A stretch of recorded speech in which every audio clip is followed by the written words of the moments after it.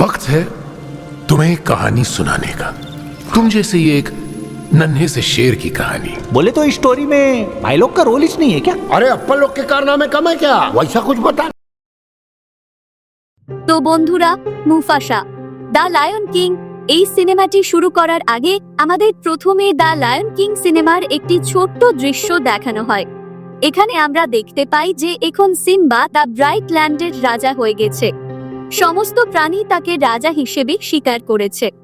অন্যদিকে আমরা সিম্বার স্ত্রীকে দেখতে পাই, সে পথ হারিয়ে ফেলেছে এবং বাড়ি ফেরার রাস্তা সে জানতো না। সে শুধু সিম্বার অপেক্ষায় আছে এবং বিশ্বাস করছিল যে সিম্বা তাকে অবশ্যই খুঁজে নেবে।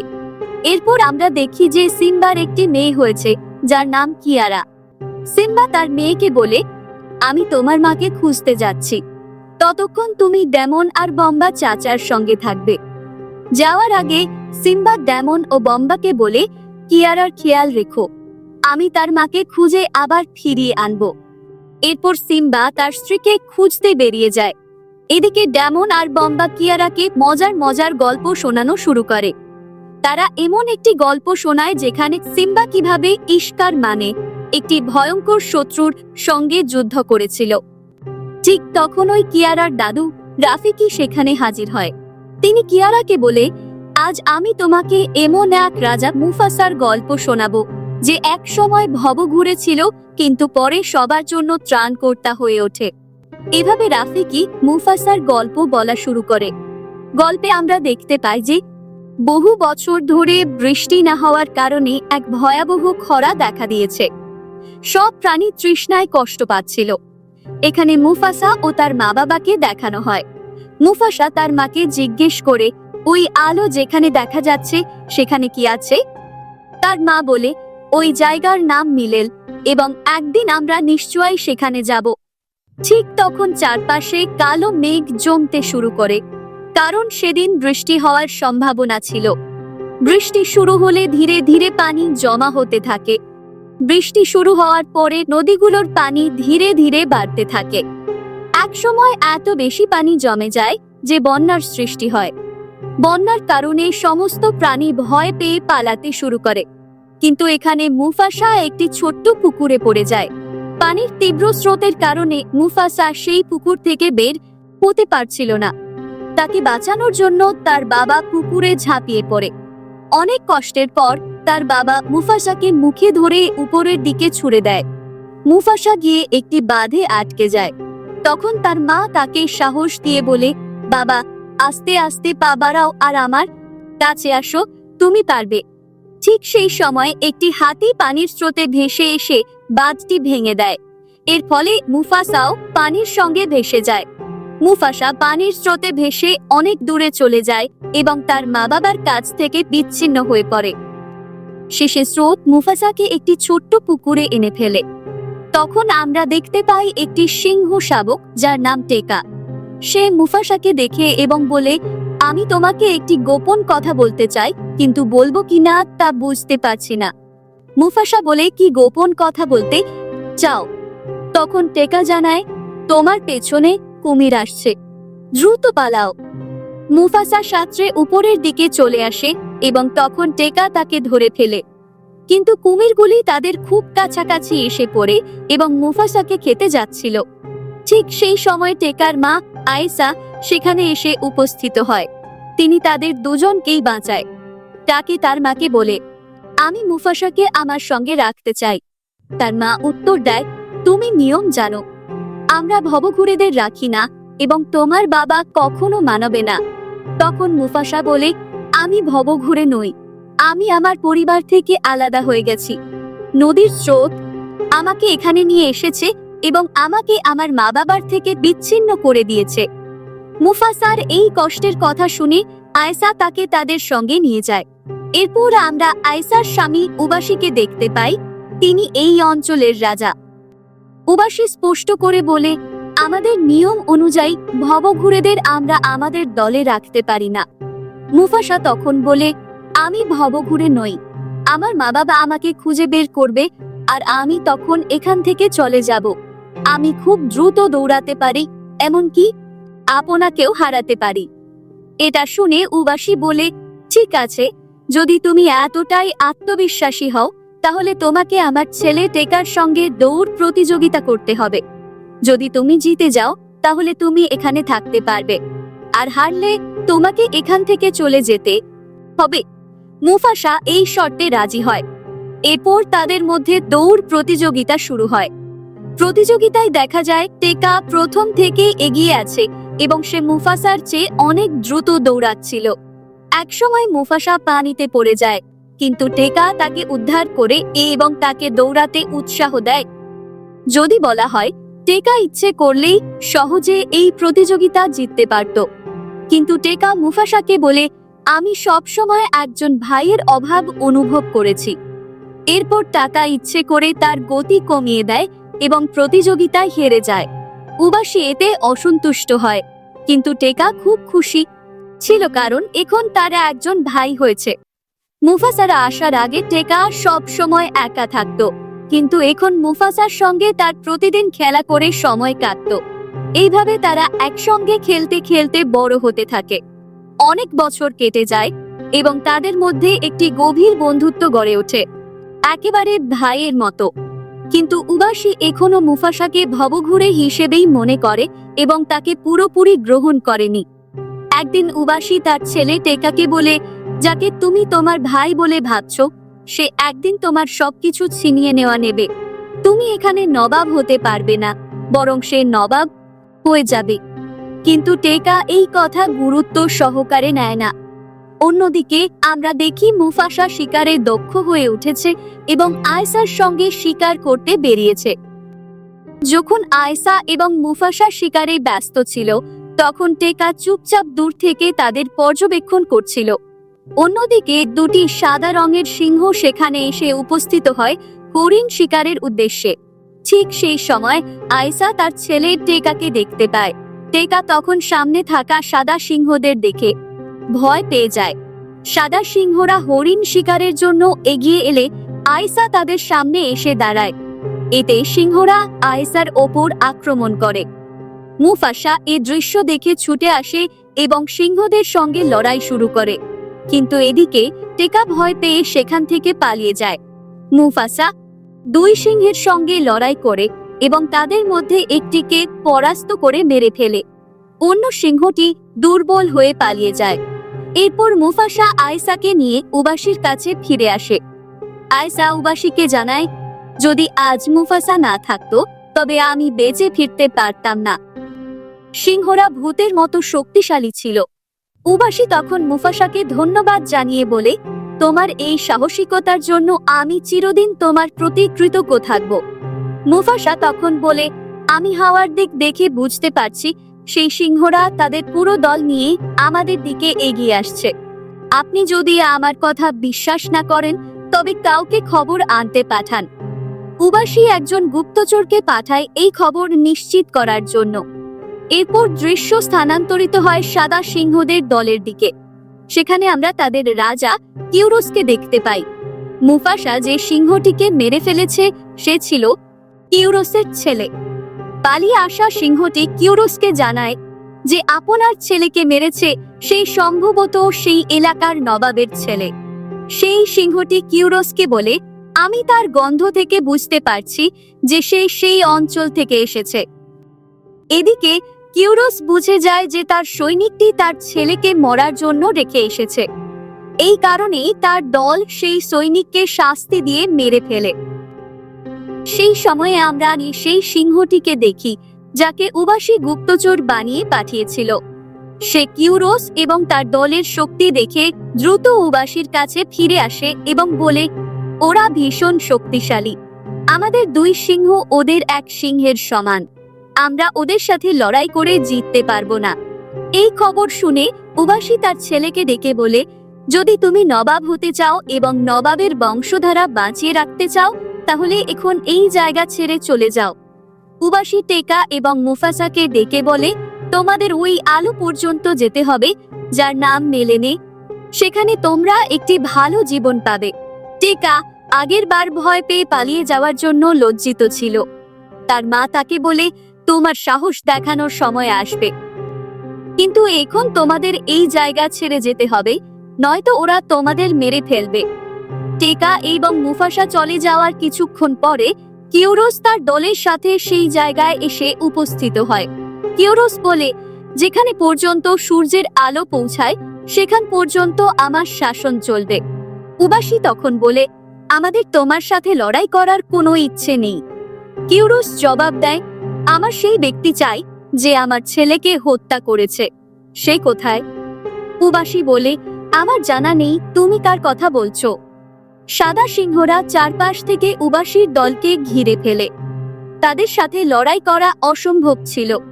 যদি তারা লড়াই করতেও যেত, নিশ্চিত তারা হেরে যেত। কিউরোস তার দলকে আদেশ দেয়, যাও, তাকে খুঁজে বের করো যে আমার ছেলেকে হত্যা করেছে। আমি প্রতিশোধ নেব। এইদিকে টেকা এবং মুফাসা তখনও বেশি দূর যেতে পারেনি। সাদা সিংহরা অনুভব করে যে তারা কাছাকাছি আছে এবং তাদের খুঁজতে শুরু করে। এখন মুফাসাও বুঝতে পারে যে তারা বিপদে পড়তে চলেছে। টেকা ইতিমধ্যেই বুঝে গিয়েছিল যে সাদা সিংহরা এখানে এসে গেছে। মুফাসা টেকাকে বলে, আমাদের লড়াই করতে হবে। যদি আমরা পালানোর চেষ্টা করি তাহলে নিশ্চিতভাবে মারা যাব। কিন্তু টেকা উত্তর দেয়, আমাদের পালানো উচিত। আমরা ওদের সাথে লড়াই করতে পারবো না। ঠিক তখনই কিউরোস এসে উপস্থিত হয়।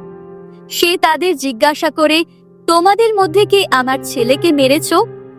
মুফাসা সাহস করে বলে, আমি তোমার ছেলেকে মেরেছি। টেকা নির্দোষ, ওকে ছেড়ে দাও। তবে সাদা সিংহিনীরা বুঝে যায় যে মুফাসা কেবল একজন ভবঘুরে আর টেকার শরীরে নবাবের রক্ত প্রবাহিত হচ্ছে। এজন্য তারা মুফাসাকে ছেড়ে দিয়ে টেকার পিছনে ধাওয়া শুরু করে। টেকা এবং মুফাসা পালাতে পালাতে একদম শেষ প্রান্তে এসে পৌঁছায়। সেখান থেকে পালানোর আর কোনো পথ ছিল না। এখন তাদেরকে লড়াই করতেই হবে। কিন্তু ঠিক তখনই টেকা মুফাসাকে নিয়ে নিচে ঝাঁপ দেয়।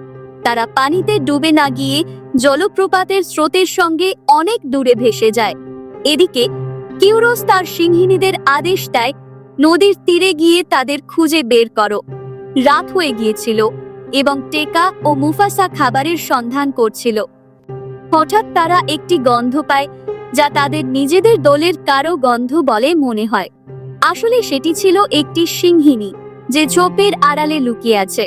তার নাম হলো সারাবি। সারাবি তাদের জানায়, সাদা সিংহদের ভয় চারদিকে ছড়িয়ে পড়েছে।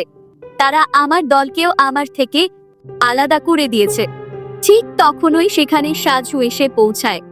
সাজু সারাবির সঙ্গেই ছিল এবং গুপ্তচর বৃত্তি করত। মুফাসা বলে, আমি আর টেকা মেলেনে যাচ্ছি। সারাবিরও সেখানে যাওয়ার প্রয়োজন ছিল, তাই সে তাদের দলে যোগ দেয়। তাদের সকলেরই তীব্র ক্ষুধা লেগেছিল। শিকার খুঁজতে তারা গন্ধ অনুসরণ করে এগোতে থাকে। এরপর কিছুটা দূরে একটি গাছে অনেকগুলো বানর দেখা যায়। সেই বানরদের মাঝে আমরা রফিকিকে দেখি। হ্যাঁ, এই মুহূর্তে গল্পে রফিকির প্রবেশ ঘটে। সমস্যা হলো, ওই এলাকায় থাকা বানররা রফিকিকে পছন্দ করত না। তারা তাকে বরাবরই একঘরে করে রাখত। এরপরে তারা রফিকিকে তাদের গ্রুপ থেকে আলাদা করে দেয়। আর এভাবে রফিকির সাথে মুসাফাদের দেখা হয়। যদিও তারা রফিকিকে শিকার করার জন্য এসেছিল, কিন্তু যখন রফিকি তাদের বলে যে তারা যেই মেলেনে যেতে চায় সেখানে সে 2-4 বার ঘুরে এসেছে, তখন মুসাফারা তাদের ইচ্ছা পরিবর্তন করে। অর্থাৎ তারা রফিকিকে খায় না। মুফাসা জিজ্ঞাসা করে, তুমি কি মেলেনের রাস্তা জানো? রফিকি বলে, আমার ভাই এখনো সেখানে আছে। আমি তার সাথে দেখা করতে যাচ্ছি। আমি রাস্তা ভালোভাবে জানি। আমি তোমাদের সেখানে নিয়ে যেতে পারি। বন্ধুরা, আমি আপনাদের জানিয়ে দিই যে রফিকি তার ভাই সম্পর্কে যা বলেছে তা মিথ্যা। তার কোনো ভাই নেই। কিন্তু হ্যাঁ, সে সত্যি মেলেনে যাওয়ার রাস্তা জানে। পরের দিন সকালে সারাবি বাতাস অনুভব করে এবং বুঝতে পারে যে সাদা সিংহরা এখনো তাদের অনুসরণ করছে। তাই সে সবাইকে তাড়াতাড়ি এখান থেকে চলতে বলে। সবাই এগিয়ে যায় এবং এই সময়ে টেকা মুফাসাকে বলে, আমি সারাবিকে খুব পছন্দ করতে শুরু করেছি। তার মতো আর কেউ নেই। সে সামনে আসলেই আমি সবকিছু ভুলে যাই। আমাকে বলো কিভাবে এগোবে। আমি তার সাথে কিভাবে কথা বলবো? মুফাসা বলে, যখন সে পাশ দিয়ে যাচ্ছিল তার শরীর থেকে ফুলের গন্ধ আসছিল। এর মানে সে যেখানে থাকে সেখানে চারপাশে ফুলই ফুল। এটি শুনে টেকা তাড়াতাড়ি সারাবির কাছে যায় এবং তার সাথে কথা বলতে শুরু করে। যখন সে সারাবিকে বলে, তোমার শরীর থেকে খুব সুন্দর ফুলের গন্ধ আসছে, এটি শুনে সারাবি অবাক হয়ে যায়। মুফাসা একটি ফুলের নামও বলেছিল। সেই ফুলের নাম শুনে সারাবি অবাক হয়। যাই হোক, একটু এগিয়ে যাওয়ার পর তারা অনেক হাতির ঝাঁক দেখতে পায়। তখন মুফাসা দেখে যে সাদা সিংহরা তাদের খুব কাছাকাছি চলে এসেছে। এখন কথা হলো যে এলাকাটি তারা নিচ দিয়ে পার হয়েছে, সাদা সিংহরা উপর দিয়ে লাফিয়ে সেটি মিনিটের মধ্যে পার করে। এখন সাদা সিংহরা তাদের খুব কাছাকাছি চলে এসেছে এবং তাদের থেকে বাঁচতে কিছু ব্যবস্থা করতে হবে। সারাবি দৌড়ে গাছের উপরে যায় এবং সেখানে যে মৌচাক ছিল সেটি নিচে ফেলে দেয়। মৌচাক নিচে পড়ার সাথে সাথে হাতিরা বিরক্ত হয়ে ওঠে এবং দৌড়াতে শুরু করে। এই কারণে সাদা সিংহরা সরাসরি আক্রমণ করতে পারে না। এদিকে সারাবি গাছের ডালে ঝুলেছিল, কিন্তু ডাল ভেঙে যাওয়ার কারণে সে হাতির ঝাঁকের মধ্যে পড়ে যায় এবং মারাত্মক আঘাত পায়। মুফাসা দৌড়ে সারাবির কাছে যায়, তাকে পাশে সরিয়ে তার জীবন বাঁচায়। হাতির ঝাঁকের কারণে পাহাড়ের মিনার ভেঙে যায়, যার ফলে সাদা সিংহরা এক পাশ থেকে অন্য পাশে যেতে পারে না। হাতিরা চলে যাওয়ার পর রফিকি দৌড়ে সারাবির কাছে যায় এবং তার চিকিৎসা করে, যার ফলে সারাবি জ্ঞান ফিরে পায়। জ্ঞান ফিরে পেয়ে সে জিজ্ঞাসা করে, আমার জীবনকে বাঁচিয়েছে? তখন মুফাসা নিজেই বলে, টেকা তোমার জীবন বাঁচিয়েছে। এটি শুনে টেকা মুফাসার দিকে অবাক হয়ে তাকায়। সারাবি বাইরে আসে এবং টেকাকে আন্তরিক ধন্যবাদ জানায়। কিন্তু যখন রফিকি এটি শোনে তখন সে মুফাসার উপর গর্বিত হয়, কারণ রফিকি সব জানতো। এরপর বন্ধুরা একটু দূর এগিয়ে তারা আলোয়ের খুব কাছাকাছি চলে আসে। এখন শুধু এই বরফাচ্ছন্ন পাহাড় পার হলেই তারা মেলেনে পৌঁছে যাবে। যখন তারা বরফ পার হচ্ছিল তখন সমস্যা হলো যে তাদের পায়ের ছাপ সেখানে পড়ে যাচ্ছিল। তাই মুফাসা সাজুকে অনুরোধ করে যে সে গিয়ে পায়ের ছাপ মুছে দিক। সাজু গিয়ে বরফ ফেলে দেয়, যার ফলে পায়ের ছাপ মুছে যায়। যখন সাদা সিংহরা এখানে এসে পৌঁছায় তখন তারা পায়ের ছাপ দেখতে পায় না, তাই তারা বিভ্রান্ত হয়ে যায়। কিন্তু এখন মুসাফারা নিরাপদ ছিল, কারণ পায়ের ছাপ না পাওয়ার কারণে সাদা সিংহরা তাদের অনুসরণ করা বন্ধ করে দিয়েছে। এভাবে তারা এগিয়ে যায়, কারণ এখন তাদের আর ভয় পাওয়ার প্রয়োজন ছিল না।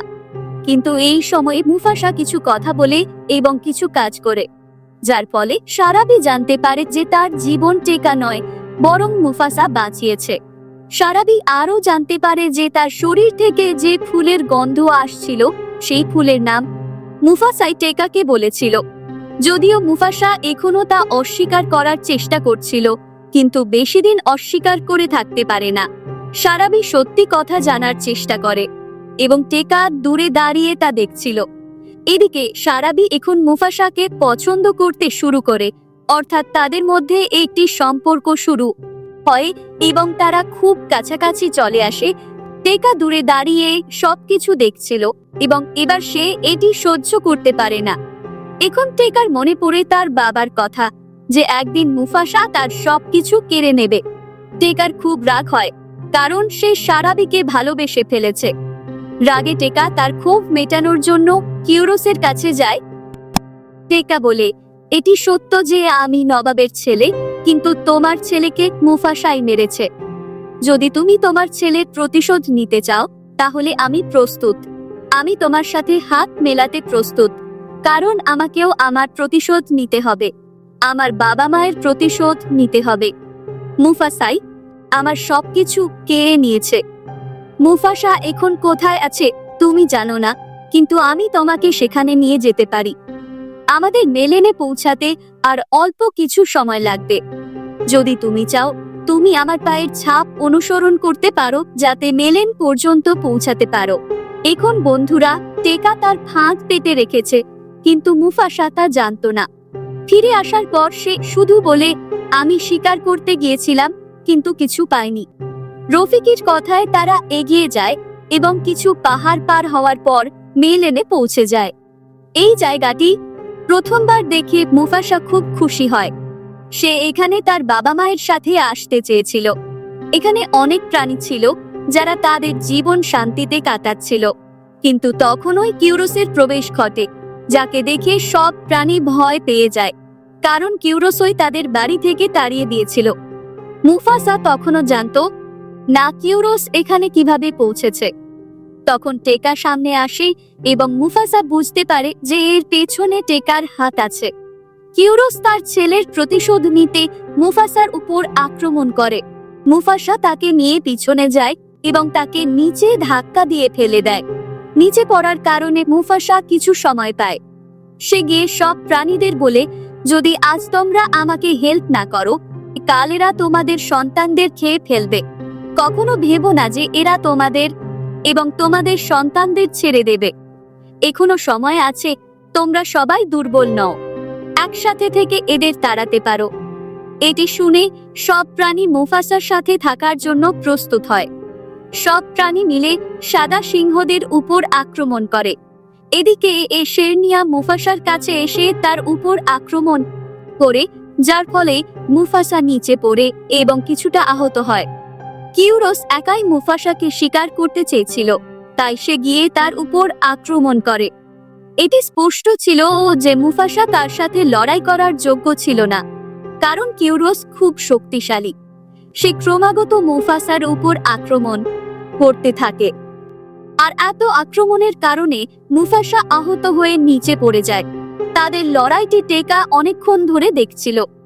সে মুফাসা আর তার সেই ছোট কাল থেকে এই পর্যন্ত সুখের স্মৃতিগুলো ভাবতে থাকে এবং তাকে বাঁচানোর জন্য সামনে চলে যায়, যার ফলে টেকাও আহত হয় এবং বলে, তাকে মেরো না, তাকে যেতে দাও। কিন্তু কিউরোস থামতে চায়নি, সে প্রতিশোধ নিতে চায়। তাই টেকা এবং মুফাসা একসাথে মিলে তার সাথে লড়াই করতে থাকে। এদিকে রফিকি দেখে যে হঠাৎ করে মাটি কাঁপছে এবং পুরো মাটি ভেঙে নিচে ধসে পড়ছে। এই সময় একটি বড় পাথর নিচে পড়ে, যার ফলে মাটি ভেঙে যায়। মাটি ভেঙে যাওয়ার কারণে কিউরোস এবং মুফাসা সমুদ্রে পড়ে যায়। তখন মুফাসা দেখে যে একটি বড় পাথর আবার নিচের দিকে আসছে। সেই সময় সুযোগ দেখে মুফাসা কিউরোসকে ধাক্কা দেয়, যার ফলে কিউরোস সেই পাথরের নিচে পড়ে যায় এবং সমুদ্রের গভীরে চলে যায়। এরপর মুফাসা উপরে আসে এবং টেকা তাকে টেনে পানির বাইরে নিয়ে আসে। কিউরোস শেষ হয়ে যাওয়ার পর তার বাকি সিংহরা সেই জায়গা ছেড়ে পালিয়ে যায়। এখন সেখানে যত প্রাণী আছে তারা মুফাসাকে মিলেনের রাজা বানিয়ে দেয়। এখানে মুফাসা তার হারানো মায়ের দেখা পায়। মুফাসার নাম শুনে সে জানতে পারে যে সে তার ছেলে। এখানে মুফাসা জানতে পারে যে তার বাবা আর এই পৃথিবীতে নেই। এটি শুনে মুসাফা অনেক কষ্ট পায়। কিছু সময় পর টেকা মুফাসার কাছে আসে এবং সবকিছুর জন্য ক্ষমা চায়। যদিও সব প্রাণী বলে যে সে শত্রুর সাথে হাত মিলিয়েছিল, তাকে এখান থেকে বের করে দাও। কিন্তু মুফাসা বলে, যতদিন আমি এখানে রাজা আছি, আমার ভাই এখানেই থাকবে। কিন্তু মুফাসা টেকাকে বলে, আজ থেকে আমার নামও নিও না। এটি শুনে টেকা বলে, ঠিক আছে, আজ থেকে আমি তোমার জন্য স্কার হয়ে গেলাম। এরপর মুফাসা এখানে রাজা হয়ে যায়, কিন্তু টেকা নিজেকে পাহাড়ের পেছনে গুমনাম করে দেয়। এভাবে রফিকি পুরো গল্পটি কিয়ারাকে শোনায়। গল্প শেষ হওয়ার পর আমরা দেখি যে সিম্বা তীরে এসেছে এবং সে কিয়ারার মাকেও খুঁজে নিয়ে এসেছে। এখানে কিয়ারা জানতে পারে যে তার একটি ভাইও আছে। কিয়ারা তার ভাইকে বলে, আসো, আমি তোমাকে একটি গল্প শোনাই, এবং এইভাবে মুভিটি শেষ হয়।